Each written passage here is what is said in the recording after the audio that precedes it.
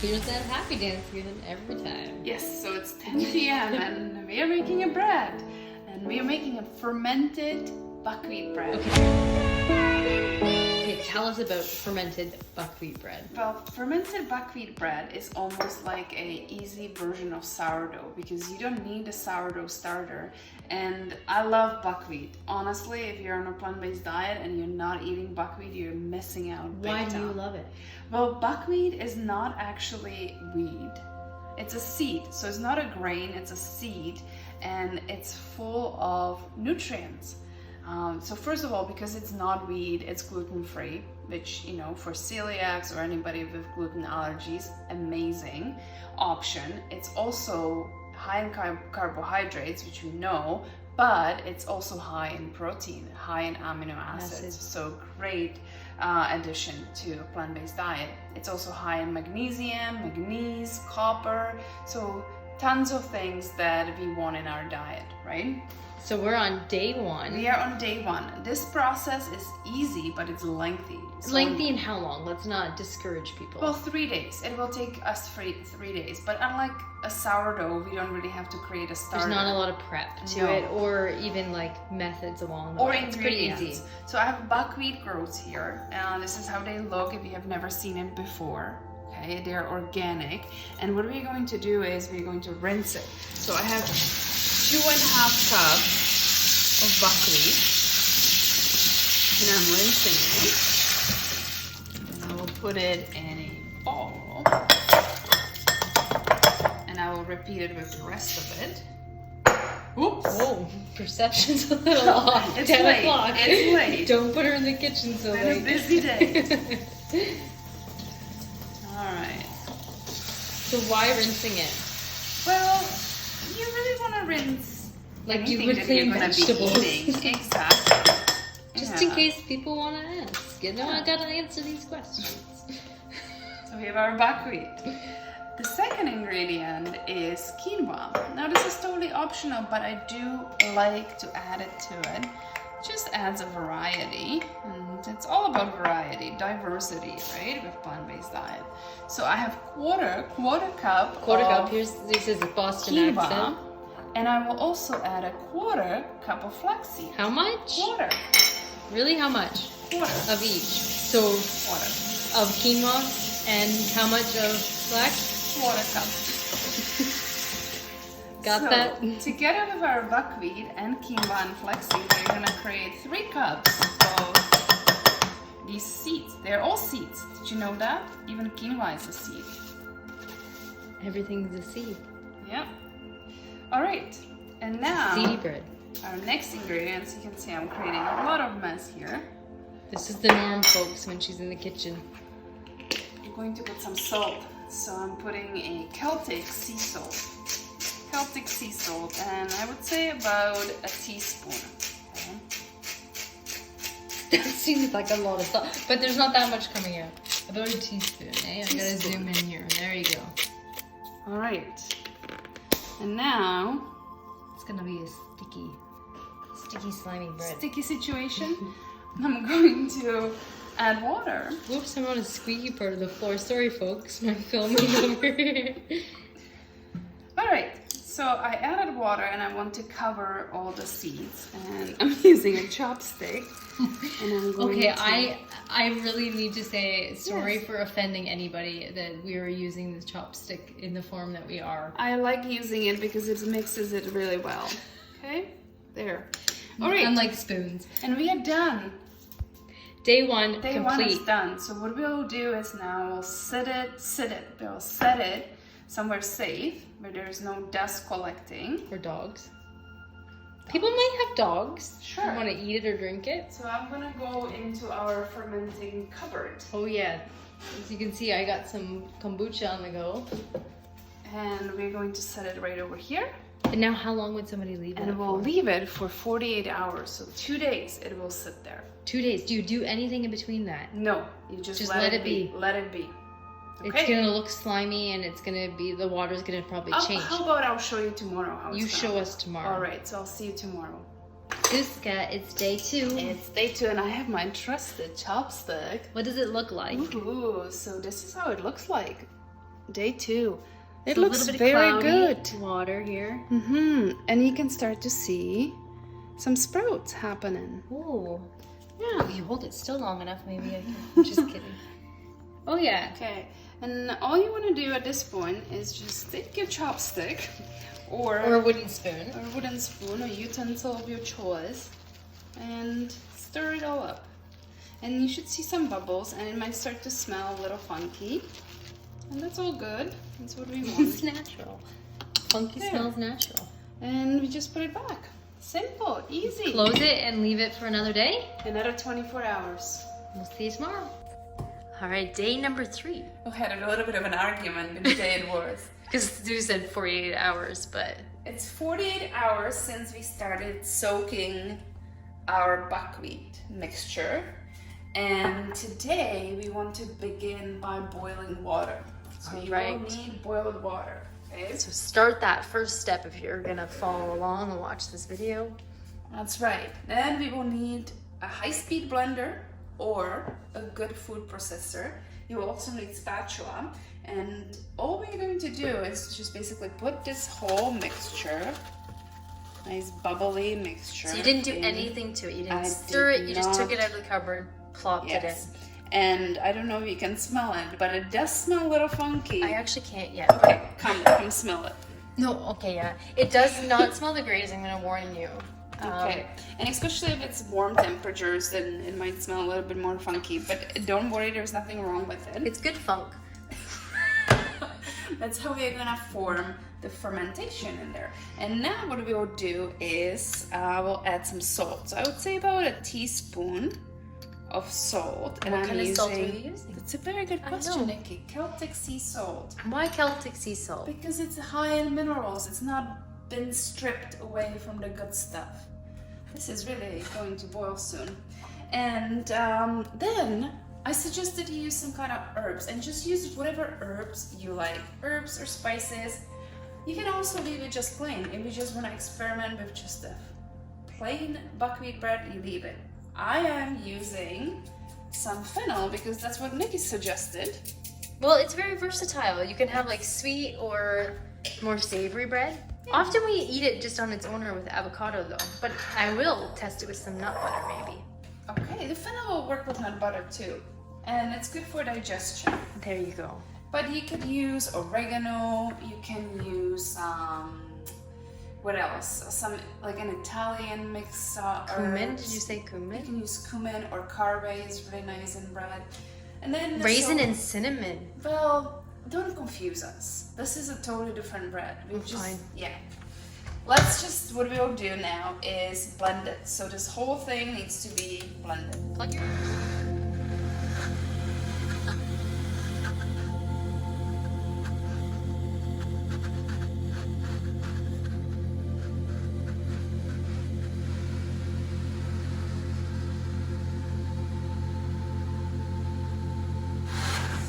Kettle is pretty much boiled.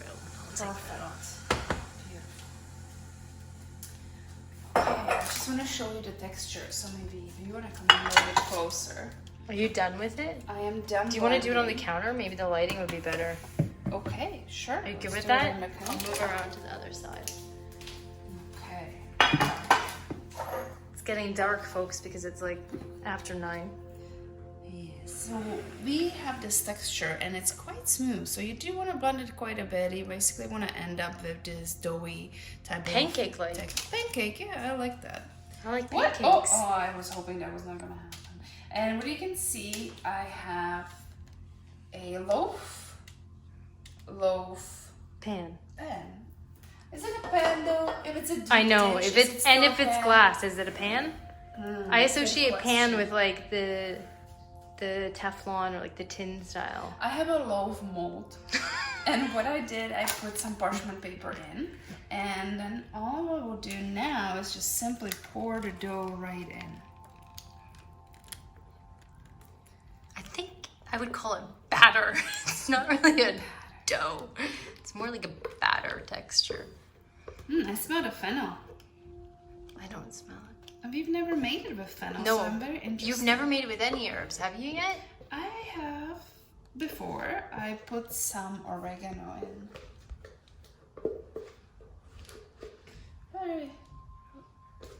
just you know, to give it some flavor. Okay, so this is what we have. And now what you could do is put some maybe sesame seeds on top. Oh, fancy. It's kind of nice, just for the... Cisco wasn't prepped. Pressure's on, finally. Ooh, flax. Flax sesame seeds, and what I will do is just sprinkle them right on top. And you could use normal sesame seeds. You could also use Sunflower seeds, pumpkin seeds, hemp seeds, maybe. Bird seed. There we go. So you have seeds on top. And now, once again, your work's been done. You will put it in the oven. Okay, so we're going to take this. Now you notice that I didn't preheat the oven because it will just sit in the oven just like this overnight. And I recommend this little pan underneath, or even right underneath of the glass tin, just in case, because it does expand, right? Sometimes, yes, sometimes as Nick says, it vomits because it goes And overboard. Okay, but we have one more step to do. So remember, we are boiling water, so I'm just going to take a mason jar. Very careful. Pour the hot boiling water in, and I will set this in the oven right beside the bread, and then close it up. Okay, so this is go to sleep. day 3. That's all you will do for the night. And the hot water will help with the fermentation process. It will help the bread to rise. And that's it. And I will meet you again in the morning. I like your bedtime voice. Good night. Dobranoc. Pronouns. Good morning. Good morning. The whole building is still sleeping, and we are baking bread. And Nick is still in pajama. I am. Alright, come on. I already did a little sneak peek, so I know what happened overnight. Our bread really threw up a little bit, but that's okay. This is a good sign, okay? So what I will do is I will just take this pan and I will clean it up.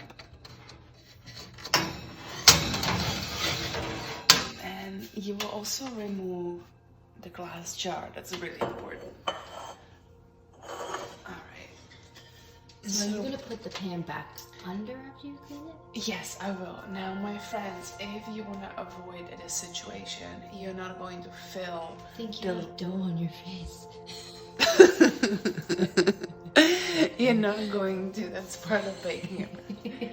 You're not going to fill your loaf pan so much. So I made a mistake of, I was honestly believing that it's not going to rise this much, but this is a good sign. So normally you would not fill it as much, okay? So keep that in mind, or use a bigger loaf pan, or you can use a couple different loaf pans. It's been quite hot here too. Yes. In Vancouver. All right, and that's the fun part of baking sourdough or baking a bread, because you never know, each time it will be a little bit different. I'm going to turn the oven on, so I'm going to turn it on, and I'm going to turn it at 410 degrees, 410. And I will actually take the sky out as well, and I'm going to clean it up as well. All right, and I put it into the oven too, so I have extra work this morning to do. This is an uncommon thing. But this is a good thing that it happened, because now I can show you that if it happens to you, this is what you will have to do. Good morning.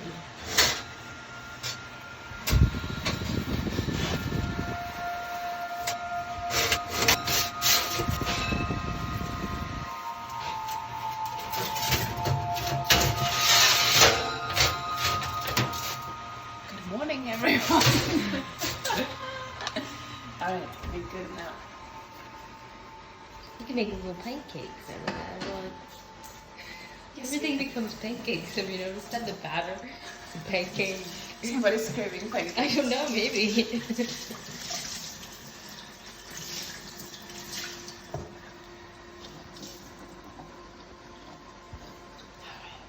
Look at the bubbles.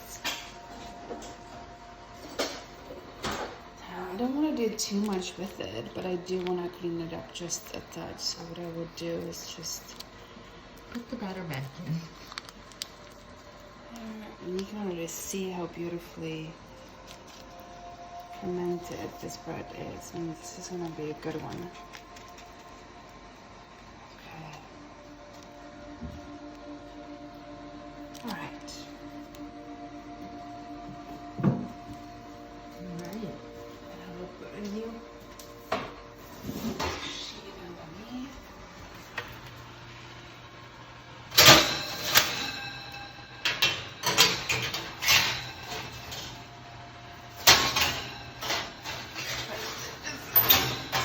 I was like, I don't even know if that one will fit, but apparently it does. Use a little bit of force and it will fit.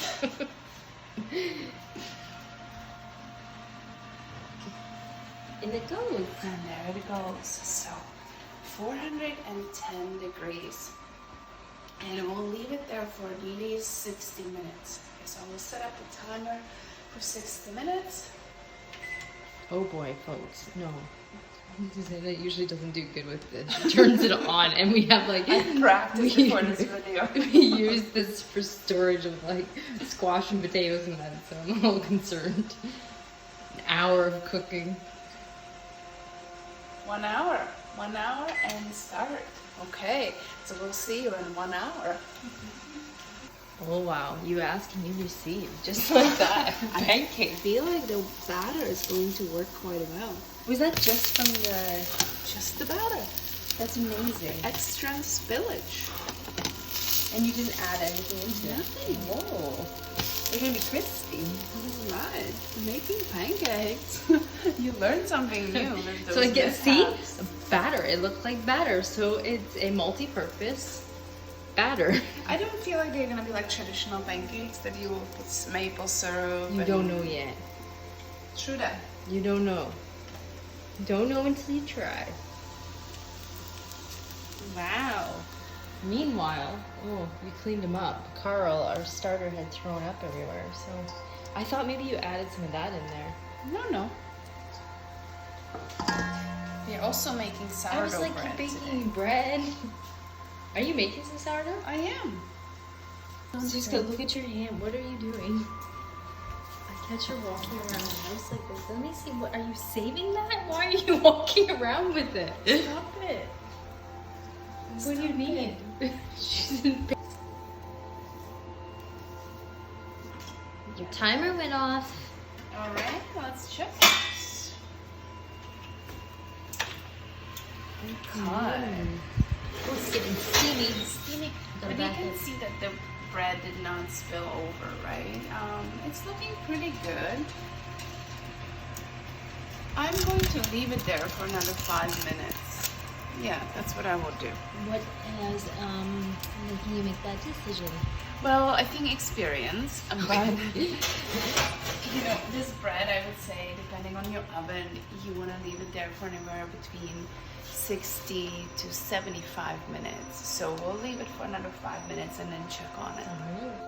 Is it done?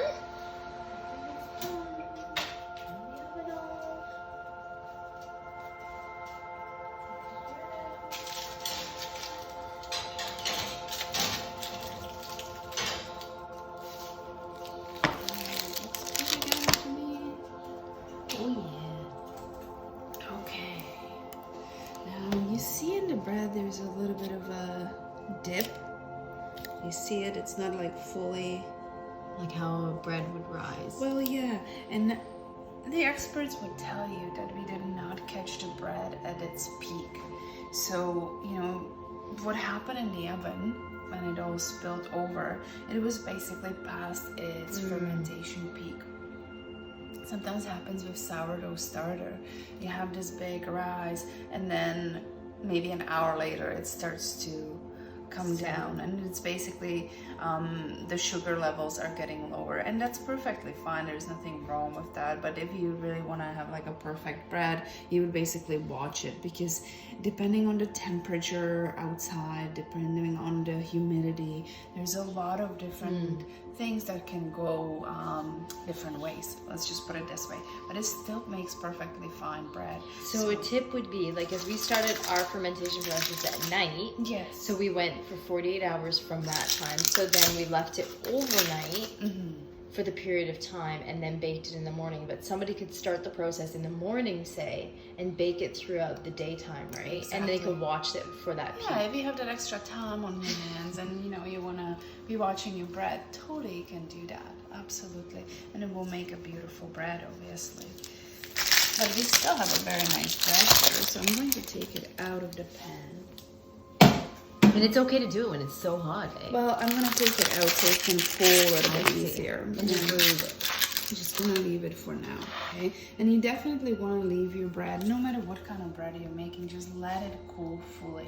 Because if you start cutting into it, it will definitely change the texture of the bread. And if you go into like a European bakery shop and they have a freshly baked bread and you ask them to slice it, they won't slice it.